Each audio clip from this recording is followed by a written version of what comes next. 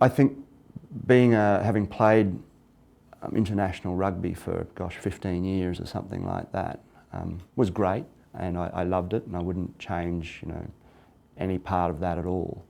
And it did, I think, hold me in very, very good stead when I was trying to recover from stroke. I don't think they were related though. There's a lot of conjecture about, oh well, it must have been an injury in the neck that was there from the playing days. But having spoken to the doctors about that, they don't think there was an association, because if your back right artery splits here, there must have been some sort of weakness there. But what they think that was from was specific to me, was more about the flight the night before, sleeping in a strange way on the flight, playing golf the next day, swinging the club, in my case pretty violently and not very well. Dehydration on that day. It was reasonably hot coming from London, 28, 29 degrees. So I didn't have a lot of water or enough water. Tiredness. And then the onset of having, coughing, sort of choking, drink going down the wrong way. The combination of all those things was almost like a perfect storm, and just went bang. So that's what they think caused it. And so to try and explain why it wasn't rugby related was that I haven't played rugby for 14 years. And my kids aren't that big, so playing tackle with them, it doesn't hurt that much. Although that'll change in a few years.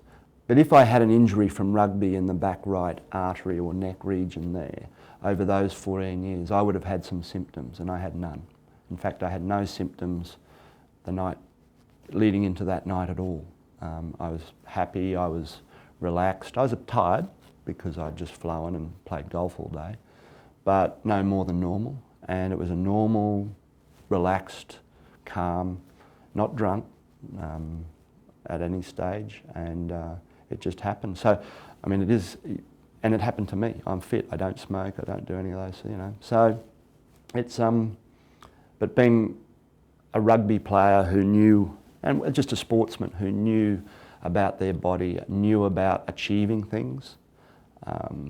Once I set about trying, I think running the marathon was a big thing for me, because being a competitive sort of sportsman, I wanted my recovery, so to speak, to be really good, as good as it could be. And I think doing something like the marathon almost a year to the day after having what was a pretty major stroke, signifies a decent sort of recovery. But also, I think doing it gives a lot of other people hope that you can get better, and with work. But once again, I was very lucky that I wasn't affected as badly, but I still had to work hard to do it.